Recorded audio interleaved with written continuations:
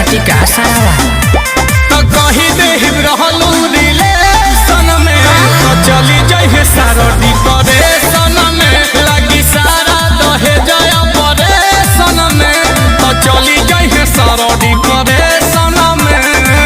हे लगी पानी चढ़े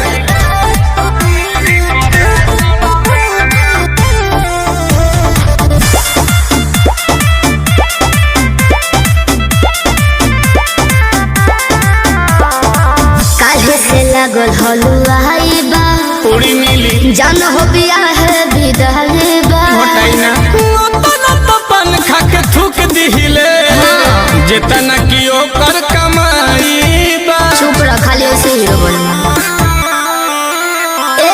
काहे से लागल हलुआ बा जान हो बिया है विदाई बा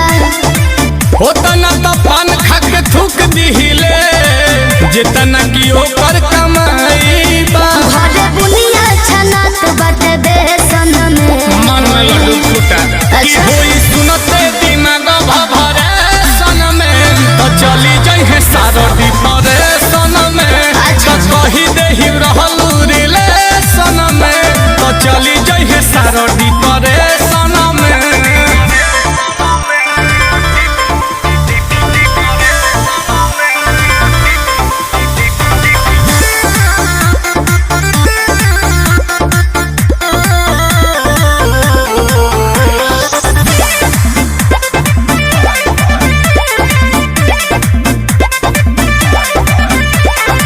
प्यार नहीं भइल मुकम्मल हो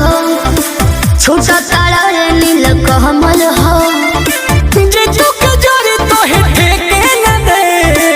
रोज निरहन रमल हो प्यार नहीं भइल मुकम्मल हो छोटा तारा रे नील कमल हो आंसू के जरी तो हे ठेके न दे रोज निरहन रमल हो बड़ी खर्चा हो खत डेकोरेशन में जब यूट्यूब पे अइबू सजेशन में तो चली जाइए सारडी परेशन में दनामाई नोटिफिकेशन में तो चली जाइए सारडी परेशन में दिमाग हैंग हो जाएगा तो के सब झेली।